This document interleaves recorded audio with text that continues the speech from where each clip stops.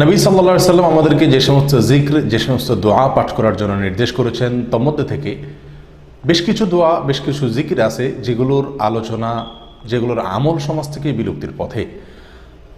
ঠিক সেরকম একটি জিকির হলো ইয়া যাল জালালি ওয়াল ইকরাম। সুনানে তিরমিজিতে বর্ণিত এক হাদিসে নবী সাল্লাল্লাহু আলাইহি সাল্লাম ইরশাদ করেছেন, আলিজু বিয়া যাল জালালি ওয়াল ইকরাম, অর্থাৎ তোমরা ইয়া যাল জালালি ওয়াল ইকরাম এই জিকিরটি, এই দোয়াটি বেশি থেকে বেশি নিয়মিত করো এবং এটাকে ধরে রাখো, আঁকড়ে ধরো। অথচ আঁকড়ে ধরা বা ধরে রাখা তো দূরের কথা, এটাকে অল্প সময় বা মাঝে মধ্যে করার আমলটাও সমাজ থেকে প্রায় বিদায়ের পথে। আল্লাহ সুবহানাহু ওয়া তাআলার গুণবাচক নামের অন্যতম একটি নাম হলো ইয়া যাল জালালি ওয়াল ইকরাম, যার অর্থ হলো হে জালাল, অর্থাৎ সৌন্দর্য, পূর্ণতা এর মালিক, বড়ত্বের অধিকারী, ওয়াল ইকরাম অর্থাৎ হে দাতা, হে মহান দানশীল, হে মুক্ত হস্তে এবং উদার হস্তে দানকারী। এই নামে আল্লাহ সুবহানাহু ওয়া তাআলাকে ডাকা বা আহ্বান করার মাঝে একাধারে আল্লাহ সুবহানাহু ওয়া তাআলার প্রশংসাও করা হয়, আবার তার কাছে চাওয়া হয়, প্রার্থনাও করা হয়।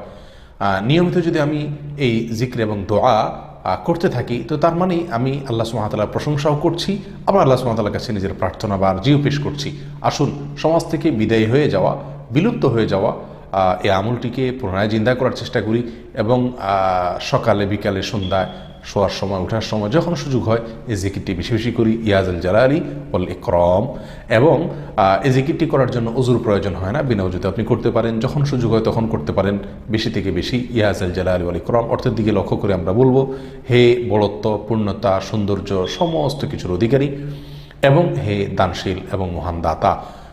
প্রশংসাও করছি, আবার যখন তাকে মহান দাতা ওয়াল ইকরাম বলছি, তখন নিজের বিভিন্ন চাওয়াকে মনে মনে স্মরণ করতে পারি, না করলেও চলে। কিন্তু আল্লাহ সুবহানাহু ওয়া তাআলা যখন তাকে আমি দাতা বলছি, তিনি তো আমার প্রয়োজনীয় কথা জানেন এবং তিনি নিঃসন্দেহে সেগুলো আমাকে দান করবেন।